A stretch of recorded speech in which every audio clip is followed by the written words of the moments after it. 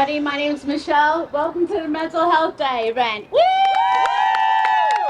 Thank you all for coming. Thank you all the vendors. I would like to introduce you to our mayor of Woodbridge, the greatest town ever. Oh, I'm Ever. satisfied with best town around. She's got greatest town ever. I'm all right with that.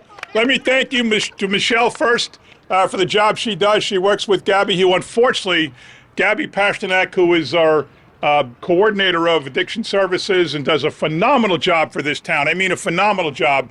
She has a family commitment and couldn't be here today. I'm sad about that because she deserves to be out here to bask in the glory of what she's accomplished. But Michelle is her right hand in terms of everything we do for people with mental health issues. Let me ask you to quickly introduce all your coaches because I don't know all their names. How about you do that? Yeah, awesome. We have Jamie Flat right here. We have Vicky, recovery coach. Tara, Carlos, who works the courts. We have Russ, Alyssa, Nicole, Erin, Melissa, raise your hand. We got Steve, Alethea, and Joe. And we're all certified. And you got me, I'm certified. We're all certified here. And Steve. We got substance abuse and mental health certifications, and we're here to help our community. So what people who don't know, the recovery coaches are available on call whenever there's an issue and somebody overdoses or somebody just comes in looking for help. There's always a coach available that can go out and meet them. And it's something that's so very important. They'll meet people at the hospital at all hours of the night. They'll meet people in other facilities all the time. They're just amazing with what they do and how they help. And in many cases, they've walked the walk, so they're with people that they understand exactly what they're going through. I think this program is absolutely fantastic. We also have a program that started many years ago. Maybe I'll let Corey talk about the Arrive program, where that's a phenomenal program. But this group of people are the unsung heroes of Woodbridge Township. They work behind the scenes except for today. They get out and they get the chance to meet everybody. We have over, I think, 30 vendors here today. This is a wonderful event. Let me introduce our people here. We got behind me there is David Kolodziński. He's the head of our health department. He's the guy, everything reports through him. We have our fantastic State Senator Joe Vitale covering the 19th District. Sharon McAuliffe is our first ward councilman. You're in the first ward of Woodbridge proper and Seawarren. Corey Spiller is our third ward councilman. He covers Avenel and Port Reading. Carolyn Ehrlich is my right arm for the past 18 plus years. He's the chief of staff and who runs all our projects. Not much happens when that she's not involved in. And of course we have Alexandra, our expert flag raiser. So let me ask Senator Joe Vitale if he'll say a few words about this, about today and about the great people we have working for the town. All right. Thank you, Mayor. Let's give another hand for Mayor McCormick and this great team. It's again every year to come out. It's an honor to be with you, to be part of this program, be part of this process today. The great vendors that are here. Thank you for the vendors who have come out to talk a little bit about the service they provide for everyday common folks, for our veterans. We have the reentry program here, but for the recovery coaches and the work that they do, as the mayor mentioned, these are lived experiences. And when they speak to someone who's in trouble, who's reaching out for help, and this may be the only time that they reach out at the most desperate hour, they're there for them to help them walk this very difficult path, and in many ways, in many cases, save their lives. So whether it's substance use disorder, whether it's suicide, thoughts of suicide, or other self-harm or other mental health issues, they're here. The township is here. And as legislators, on behalf of Speaker Coughlin and Assemblywoman Lopez, we're fighting the fight this year to make sure that the funding is there for the services here in Woodbridge and throughout the state so that you guys can do your job and save lives, which is the most important thing that we can do as a community. So thank you very much, Mayor. Thank you, Senator Vitale, a great advocate for this cause in Trenton. Now I'll ask Sharon McAuliffe, our first ward councilwoman, if you'd like to say a few words. Good afternoon, everybody. I think this is a great event. It's really important that we can be out there to help the community. You guys donate so much of your time, and it's so important that you're there to help everybody. And personally, myself, I appreciate everything that you guys do for a lot of people, because there really are a lot of people in need, and people are afraid to say that they need help, and you guys are there to say, yes, we're here to help you. So thank you so much. And thank you to all the vendors who are out here today, because everyone can come here and check it out. And if you need some help, just ask. People are here to help. So just ask for help, and they'll be there to do it for you. Thank you so much for everything. And if you're watching and you're not here, you see, because the camera went around and saw all the tables, you see what's available. So you know who to call, you know, the different places, you know who to call for help because they're all here. Now I'd like to ask Councilman Corey Spiller to say a few words. In particular, you were involved when we started the Arrive program. If you want to talk about that a little bit, I think that's an amazing program. Oh, sure. Thank you, Mayor. Good morning. Good afternoon. The Rise program is over by School 9 in Port Reading. It's an absolutely great organization. Great teachers, great volunteers helping the young adults with some of the issues that they're going through. If we're going on, I can't even remember how many years now, but an absolutely fantastic program. I just want to thank all the workers, the volunteers. It's a lot of stuff here. I see on a daily basis. I'm in the township. I'm the fire official, so I see what happens during the day. These guys and girls are everywhere. The job that you're doing, you can't even thank you enough for everything. Real quick, this has been it seems like around COVID. I don't want to say it came to the forefront. That's bad, but. People were then starting to ask for a little, I need help. And what they're doing here is absolutely incredible. Thank you. Enjoy your day. Please make sure you visit all our great vendors. Thank you. And Carol, you know we've been working on this program, the Arrive program, for police officers to go to calls with someone who's much better, much better able to handle a person with mental health issues who made the call. So talk about that a little bit. We're the first one in the county, if not one of the first in the state. It is just an incredible program, and I'm so proud that our township is a part of it. So if you're having a mental health issue, what always used to happen was the police would come to your home, and the outcome was not always beneficial for the patient, for the mental health person, because the police didn't always know what to do, how to help. They could calm down the situation for the time being, but there was nothing that would help them in the long run. So what we started was a program that's called Arrive, and that is a program where professionals actually go out with our police and know how to handle it, what to do, can assess the situation, and can decide, is this something we can take care of today? Is it something that they're going to need some more intense care? And get people going in the right direction.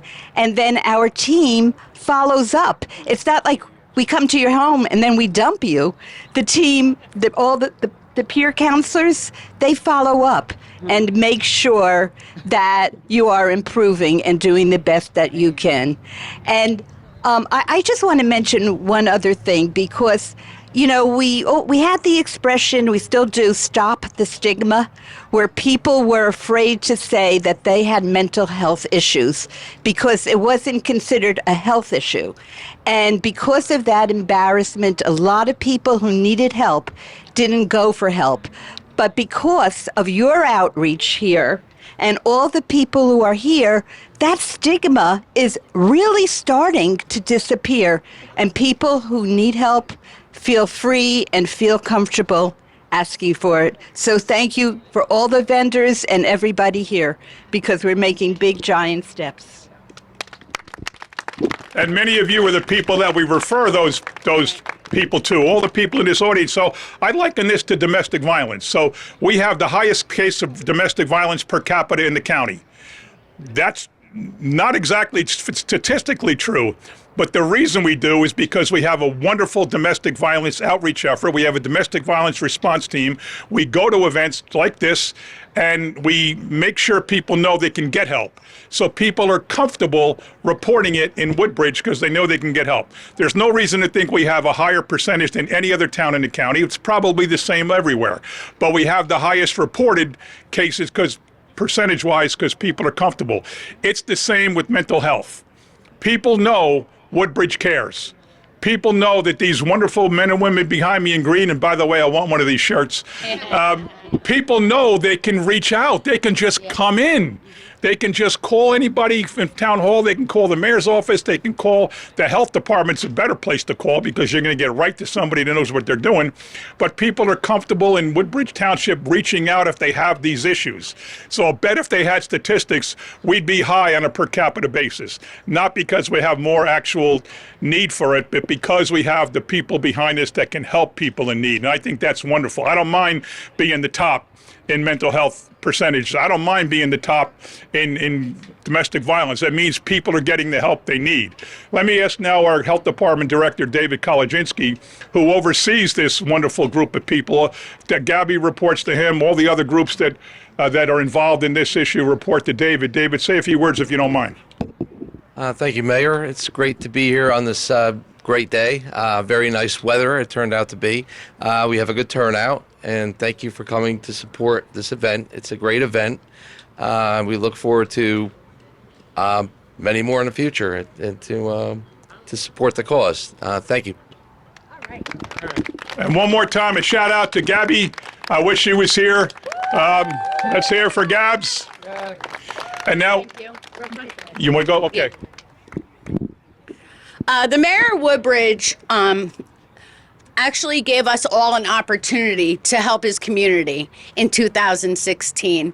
He opened his doors for people in his community to get support by lived experience people like me and our coaches, right? Which no other town did that in New Jersey. And I want to thank you from the bottom of our hearts, allowing us to come into your community and help our communities by supporting them, by being bedside with them. Somebody who's suffering from mental health, they don't know, so we're here to support them and give them the resources that they will need, right?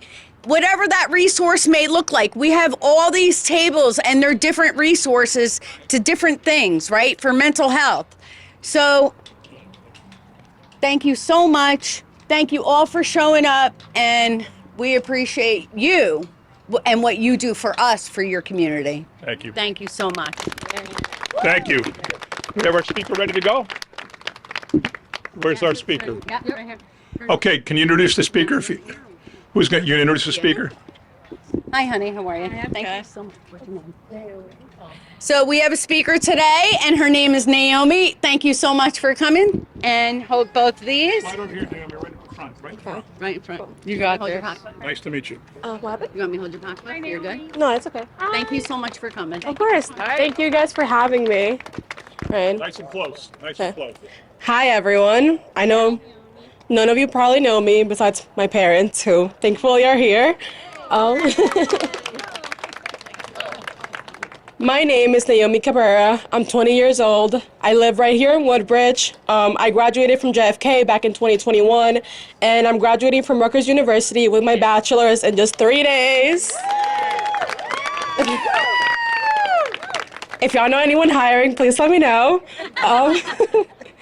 Well, I'm here today to tell you guys about what my life has looked like in the past year.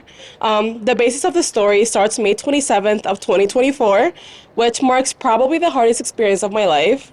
Although a lot of people in my personal life know that I went through something medical last summer, what caused my injury has been a secret that my parents and I have kept hidden from everyone, including our immediate family.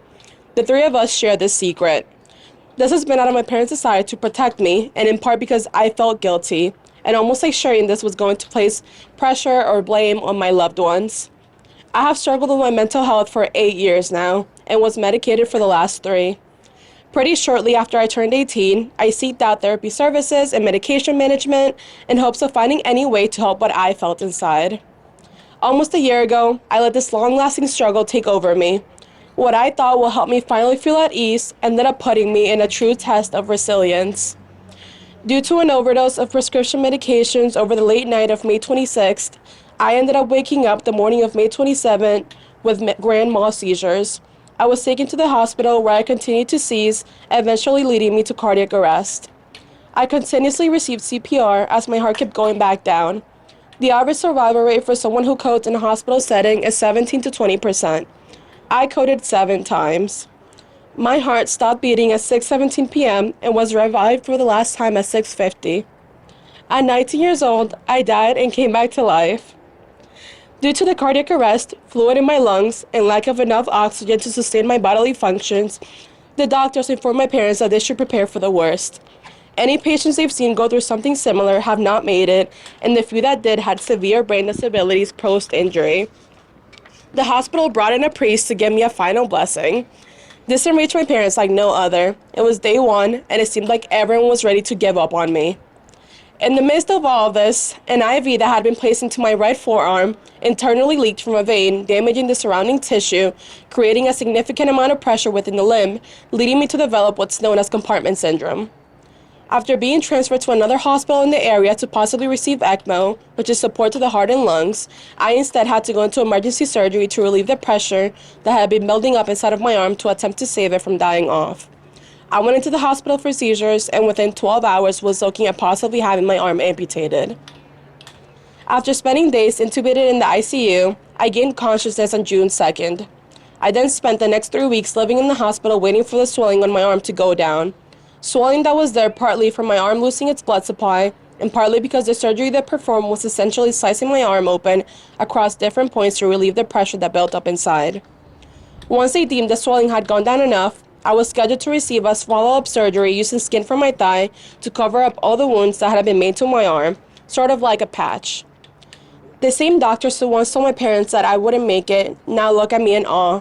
I am a survival statistic used to give others hope now. Once discharged from the hospital, I then spent 4 months in occupational therapy to regain arm and hand function. I didn't have enough strength to pick up my phone or even be able to write. I started having constant panic attacks at the side of my arm. I was mad at the world because this had happened to me. Every time I looked, I would be reminded of what I had gone through. I hated the way I looked, and I refused to believe this would be the rest of my life. I spent so much time mad at the world, the universe. If there's a higher power, I was mad at them. Being mad was a lot easier than taking accountability for the fact that I put myself in harm's way. Sorry. There's a lot more to the specific story, so please talk to me after if you want to hear, if you have any questions. But, we are here today to talk about mental health, so I very recently started being honest about what really happened to me, how I attempted against my own life. The reason why I decided to no longer keep this a secret and why I'm sharing it with you all today is not for sympathy, but because the last year I spent keeping this secret has felt like there were rocks sitting on my chest. I was even lying to my therapist. I felt guilty. At some point, it stopped being about my parents and sharing what they also went through, and it started being about me, and how every time I got questions about the situation, I had to make sure I didn't say too much that would lead on any signs about the truth. I couldn't be honest with the people who I love and who love me. This experience forced me to look at the bigger picture of my life, what the last few years of me struggling have looked like, and decide if I was going to continue letting depression consume me. It is not easy at all. I know that. And I struggle with it every single day. It's not something you can wish away. But I find comfort in thinking of all the things I have experienced because I lived. I'm graduating college and I became an aunt for the first time.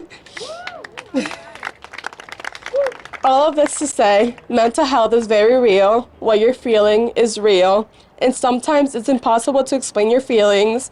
It hides behind a smile, a busy schedule, I'm fine. I speak 2 languages and I didn't know how to ask for help in either. My manager at my job recently started what he calls lighting a candle. It's starting the day, or I guess our shift, with a nice and encouraging comment to another person. When he did it to me, he mentioned how I was doing such a good job that day and to keep it up. And I laughed because I literally had just clocked in and hadn't really done anything yet. But regardless, I started off my day with a smile and a funny moment to think about. So when you leave here today, do me a favor, even if we don't know each other, start lighting candles for your people. If you're here today, I'm assuming that you care and believe that it is a real thing. So I'm going to urge you to check in on your people, ask the questions, have all of the awkward conversations. Don't assume anyone is okay just because they look like they are. Trust me, I was a full-time student with a job in a sorority with lots of friends. Depression doesn't always present itself in loneliness. Please be kind to yourselves. Please reach out to the people you love. You never know what anyone's carrying. Thank you, everyone.